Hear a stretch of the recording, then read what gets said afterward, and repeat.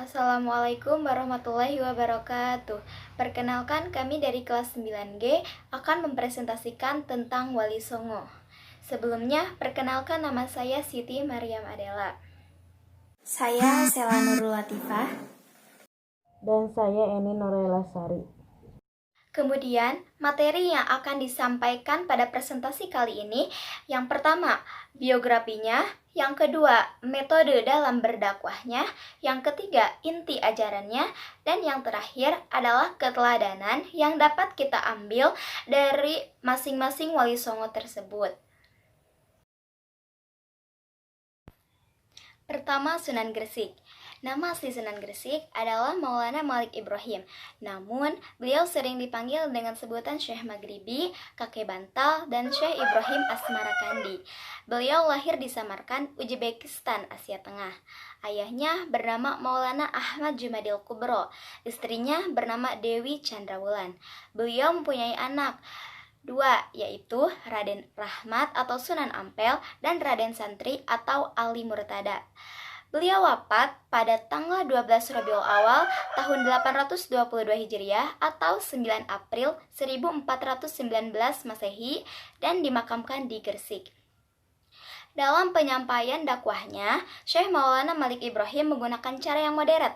Artinya, dalam berdakwah, beliau berkompromi dengan adat istiadat setempat, yaitu mengajarkan masyarakat dengan bercocok tanam atau bertani.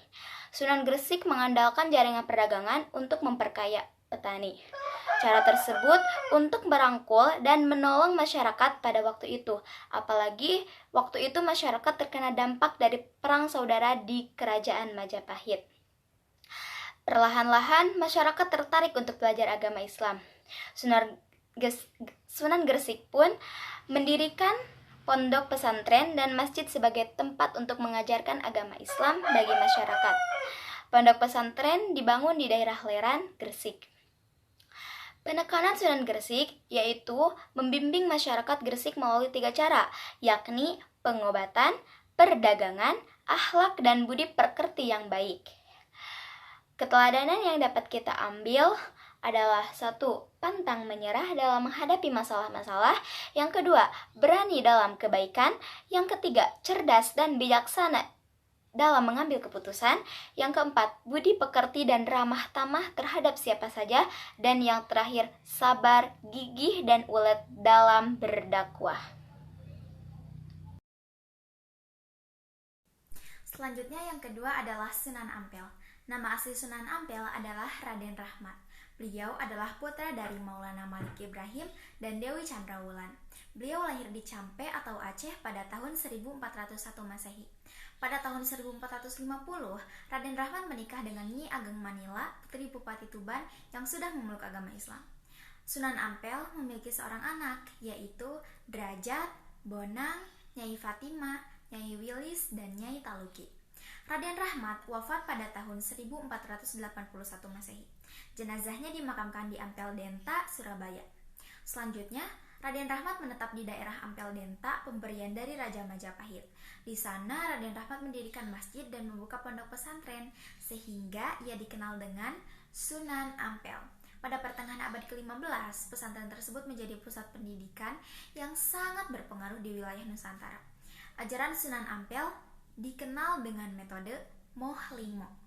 Moh artinya ora gelem atau tidak mau, dan limo artinya perkara 5. Jadi, maksud moh limo ialah tidak mau melakukan 5 perkara yang terlarang, yaitu yang pertama tidak mau berjudi, yang kedua tidak mau meminum minuman yang memabukkan, yang ketiga tidak mau minum atau menghisap candu atau ganja, yang keempat tidak mau mencuri, yang kelima tidak mau berzina. Raden Rahmat merupakan salah satu pencetus kerajaan Islam pertama di tanah Jawa dan membantu membangun Masjid Agung Demak.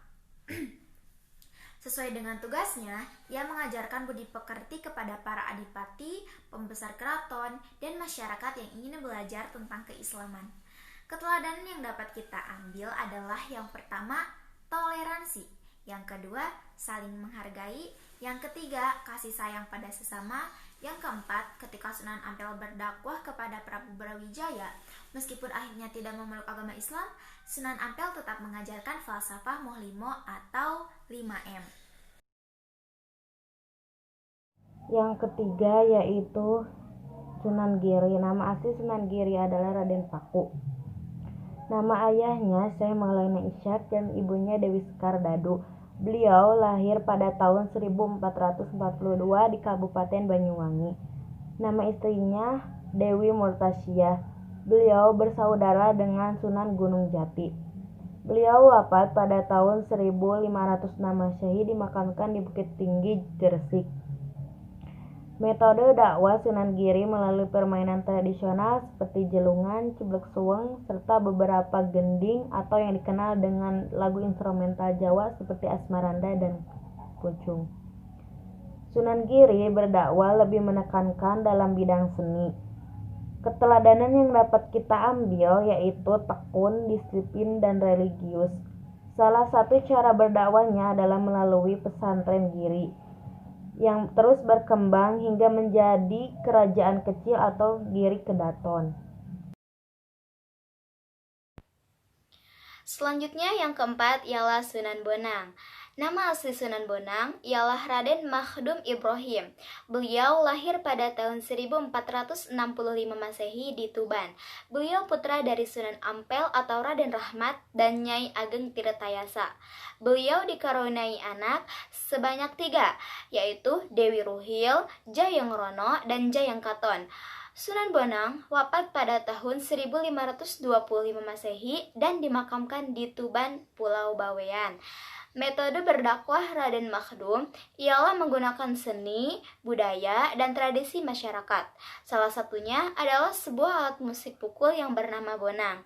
Setiap Raden Makhdum membunyikan bonang, banyak penduduk yang ingin mendengarkannya.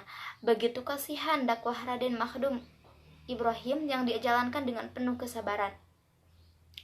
Setelah rakyat berhasil direbut simpatinya, ia kemudian mengajarkan agama Islam kepada mereka.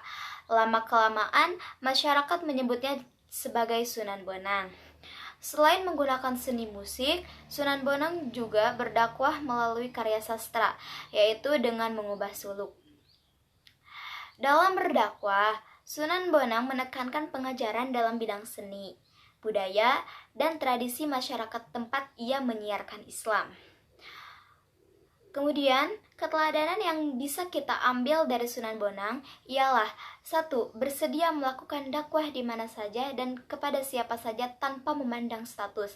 Yang kedua, mempelajari kesenian tradisional dengan memasukkan unsur-unsur agama Islam. Yang ketiga, sabar dalam berdakwah. Yang keempat, budi pekerti yang sangat baik. Yang kelima adalah Sunan Kalijaga. Nama aslinya adalah Raden Masahid.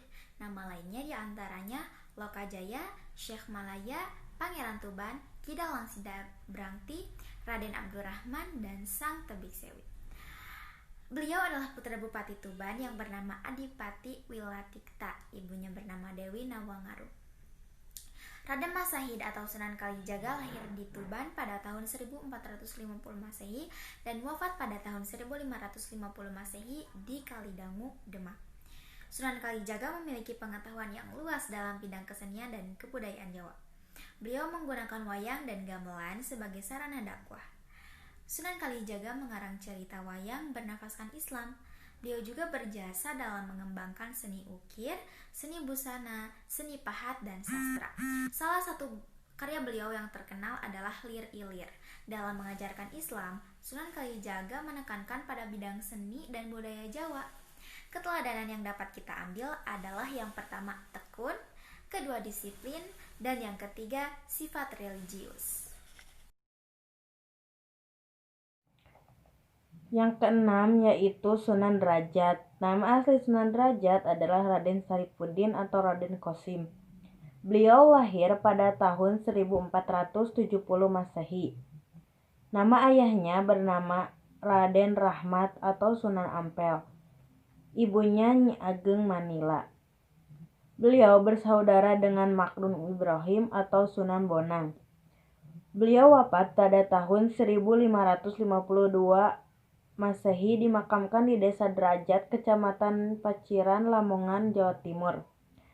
Metode awal yang dilakukan oleh Sunan Derajat adalah dengan cara memberikan kesejahteraan di saat beliau diberi kesempatan memegang kekuasaan ekonomi di wilayah Kerajaan Denmark selama kurang lebih 36 tahun lamanya.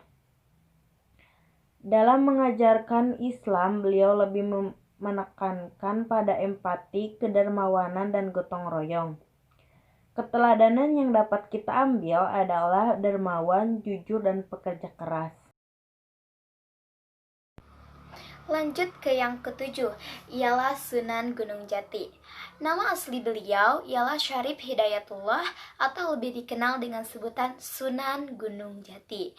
Beliau lahir pada tahun 1448 di Kairo, Mesir. Sunan Gunung Jati ialah putra dari Syarif Abdullah dan Nyai Larasantang. Beliau dikaruniai anak dua, yaitu Maulana Hasanuddin dan Ratu Wulung Ayu. Beliau wafat pada tanggal 19 September 1968 di Keraton Kesepuhan Cirebon, yaitu sekitar umur 120 tahunan. Metode berdakwah yang dilakukan Sunan Gunung Jati sangat unik dengan mengadaptasi tradisi Cirebon. Dakwah yang dilakukan beliau dengan cara-cara yang menarik perhatian, di antaranya dengan menggunakan pepatah pepitih yang sampai saat ini masih sering didengar masyarakat Cirebon. Dakwah yang dilakukan Sunan Gunung Jati dalam pengislaman masyarakat Cirebon banyak dijumpai keajaiban, keanehan, dan tidak rasional. Oleh karena itu, pembatasan metode dakwah dalam penulisan ini menjadi dakwah yang umumnya dilakukan para wali songo dalam mengislamkan tanah Jawa, yaitu metode struktural dan metode kultural. Keteladanan yang dapat kita ambil dari Sunan Gunung Jati ialah: pertama, sikap tegas kepada anaknya. Ia tidak membela anaknya yang berbuat durhaka. Ia juga tidak segan-segan untuk memuji anaknya yang berbuat soleh. Yang kedua, tidak suka memperkaya diri. Beliau lebih suka hidup sederhana. Yang ketiga, profesionalisme ketika memerintah. Dan yang terakhir ialah menyebarkan Islam dengan pendekatan yang lembut.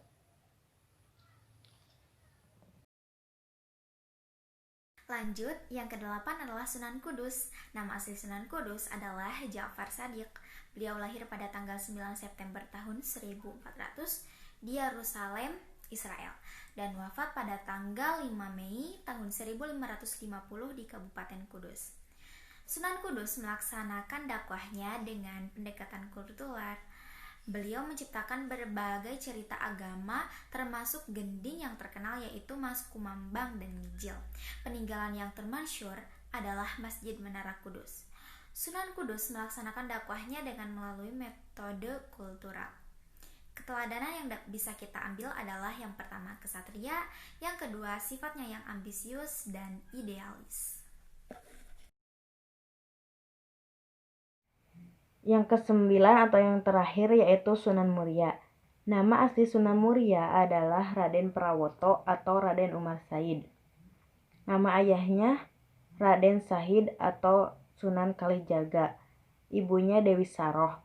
Beliau bersaudara dengan Sunan Gresik dan beliau wafat pada tahun 1560 Masehi. Metode yang digunakan beliau dalam menyebarkan agama Islam yakni dengan tetap mempertahankan kesenian gamelan dan wayang sebagai alat dakwah. Keteladanan yang dapat kita ambil adalah senang mengasingkan diri di tengah-tengah masyarakat jelata, membuatnya lebih toleran dan juga peka dengan berbagai permasalahan yang ada. Sekian presentasi dari kami. Mohon maaf bila banyak kesalahan. Wassalamualaikum warahmatullahi wabarakatuh.